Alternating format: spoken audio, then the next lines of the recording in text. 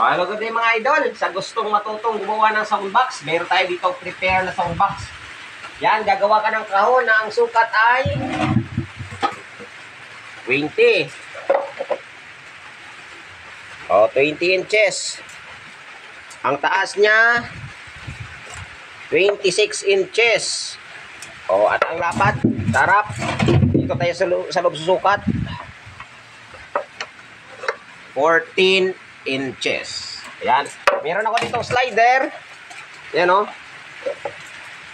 Na nakakutsilyada. Sukat niyan 6.5 inches. Ang nilagay, kinabit ko na. Ang distansya niyan dito sa harap ay 14 inches. Ayan. Diba?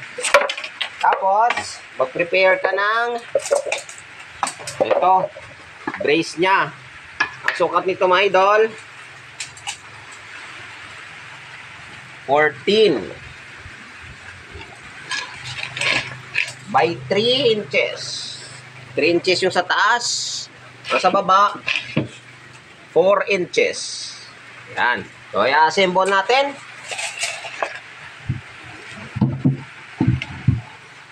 Huwag kalimutan ang palaman. Stick wheel.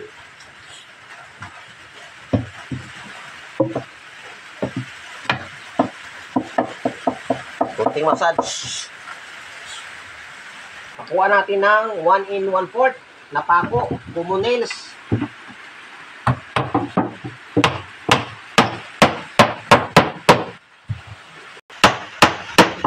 Ng paggawa ng soundbox.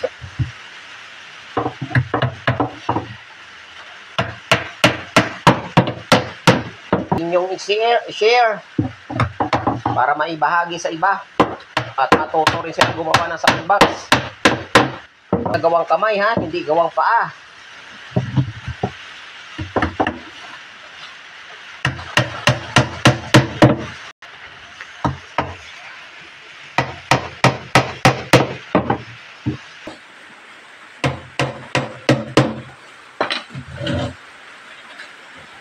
Tapos yan, sumukat kayo dito ng 4 inches, mga idol. Dito.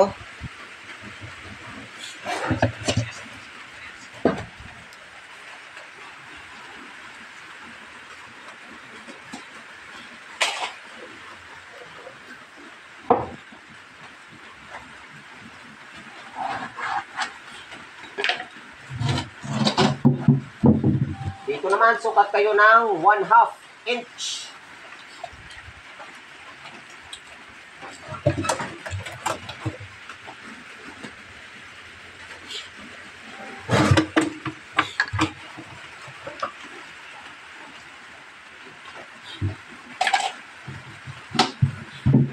Baliktaran lang. Ilalagay natin itong sikad brace natin.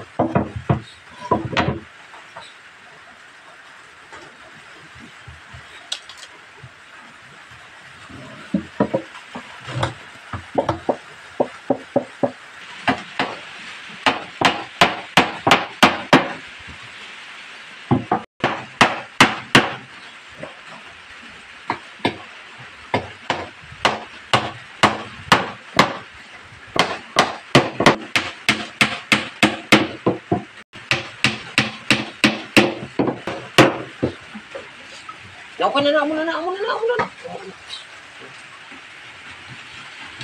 Ito, susukat din tayo ulit ng 4 inches. Base ditong guide para sa distansya ng pintuan ng ating soundbox. So, dahil mayroon na tayo yan.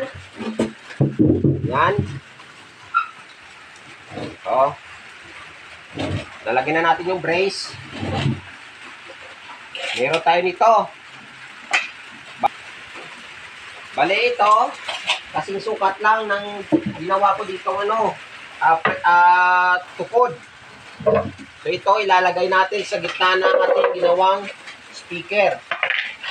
So ang sukat na ating lalagyan ng speaker, kwadrado, 14 by 14 inches. Ayan, 14 by 14. Ito naman bilog, Sakto to sa speaker natin na diameter na 12 inches. Yan. Yung bilog. So ngayon, ikakabit na natin. Para inyong masubaybayan at inyong magaya. Hatiin na natin sa gitna. 7 inches dahil sa 14 inches yan. Tapos, maglagay tayo ng pako. Yung ginagamit nating pako, 2 inches na kumunins. Gusto ko kasi malapad yung ulo ng ating pako para hindi galing matanggal kapag nag-vibrate.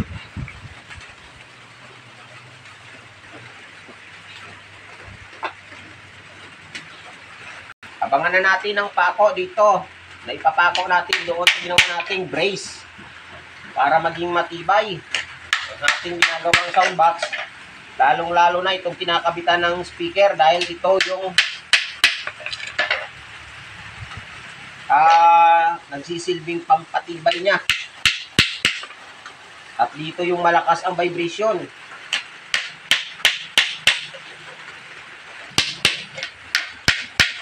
Ilalagay na natin itong tukod sa gitna. Ito yung sinasabi natin na tukod sa gitna na nagsisilbing pampatibay ng ating soundbox at hindi mag-vibrate sa likuran bahagi. Yan, ipako na natin.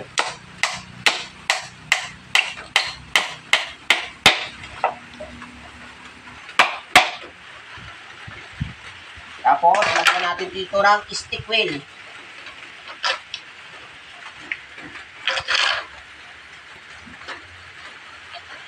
Pa.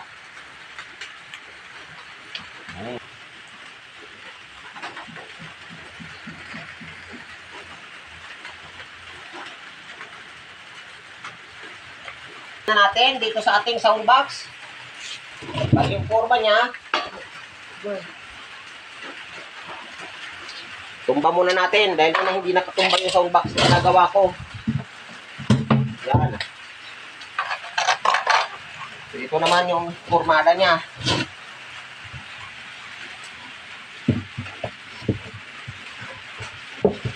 Ayan. Siguraduhin nyo lang na bawat area nakalapat.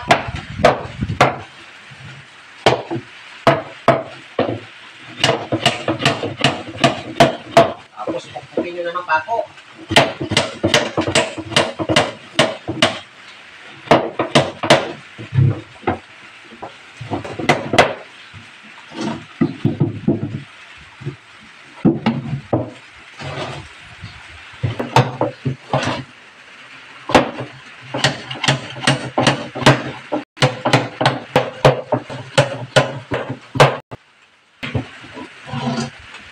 So, yan na yung posisyon ng ating speaker. Lalagyan pala ng speaker. Tapos dito, ito, yung ating tukod nito sa gitna. Siyempre, pako natin yan sa likod. Para siguradong hindi matanggal. So, ang 14 inches, hatiin na natin sa 7 inches. Para dyan tayo papako. Bali, 3 pako lang, okay na. Dahil sa may stick wheel naman yun nakalaman.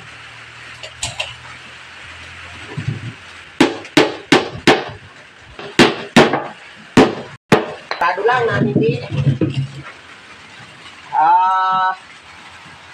tawag dito lumabas sa ibang side yung ating pako. Kaya ayan, secure naman. Pagpatuloy na natin. Pagpako. 2 inches din na pako yung ating gagamitin. Yan, para makita nyo na walang mintis yung pako natin. Dahil pag nagmintis, sigurado daliri ko sa paa ang tatamaan. Dapat kontrolado lang ang galawan. So,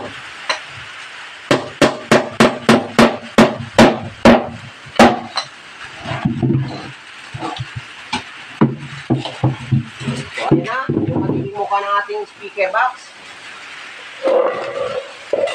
At meron tayo dito, ito yung pintuan ng speaker natin.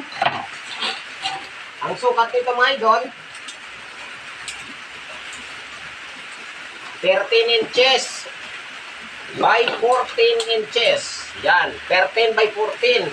At ang gilid nito, itong gilid na to, ang sukat nito is 1/2 inch. 1/2 inch, kabilaan, 1/2, 1/2. At dito sa taas, pababa, 1 inch. Yan o. Oh, 1 inch. Dito sa kabila, 1 inch din. Ilalagay natin ngayon. Kakabit natin to.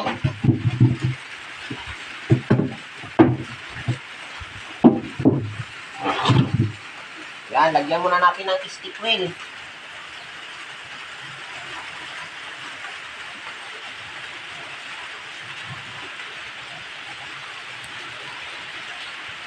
So ito, kita nyo naman, ilagyan natin to ng ukab. Yan o, tabagin. So ito yung magiging taas ng ating sound box.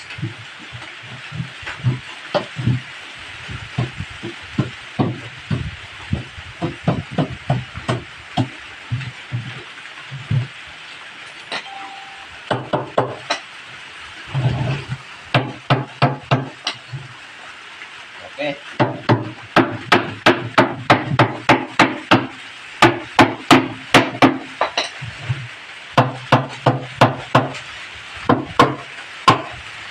Ito na yung guide natin kanina na nagsukat tayo dito ng 1/2 inch.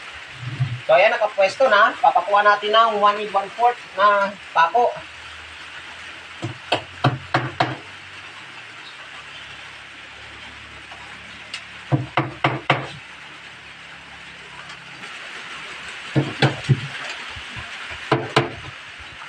Yan lang yung idea ko.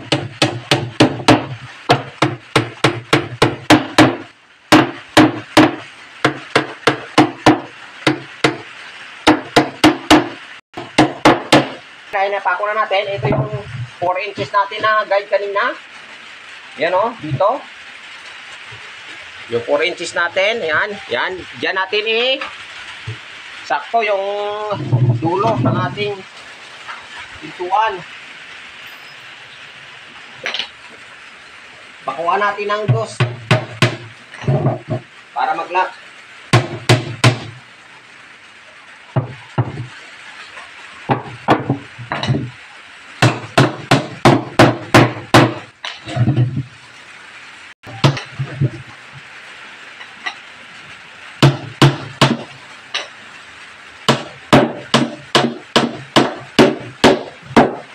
At dahil na-fix na natin, yan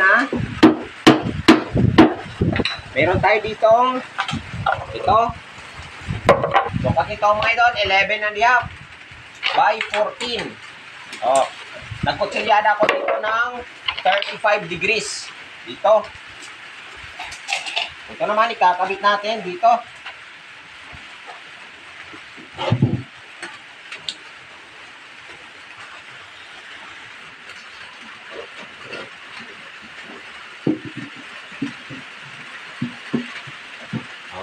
Ganyan siya. Papako na natin.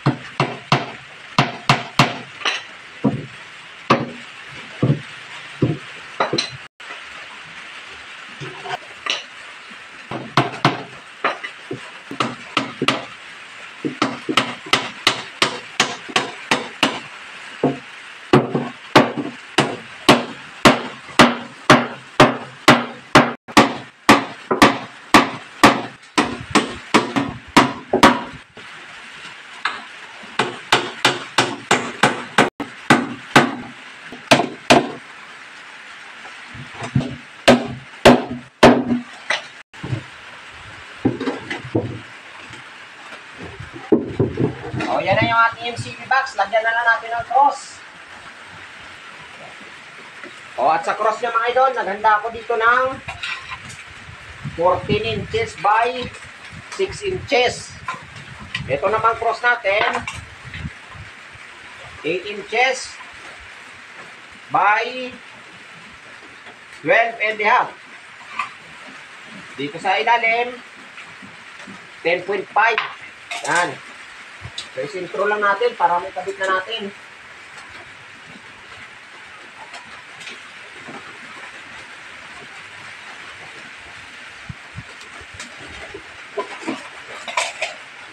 So, ito na yung ating cross. Kakabit natin.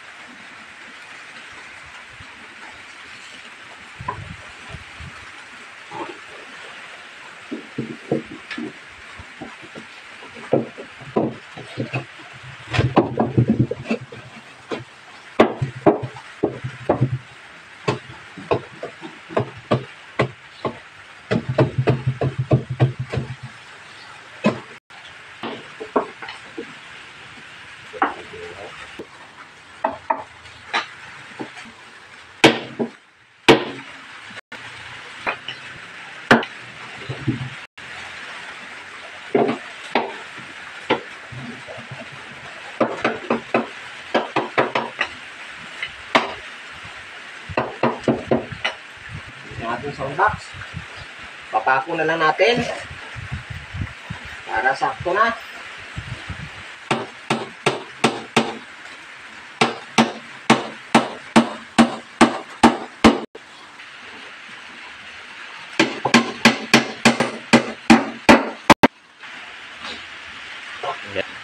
Tapos tirada na.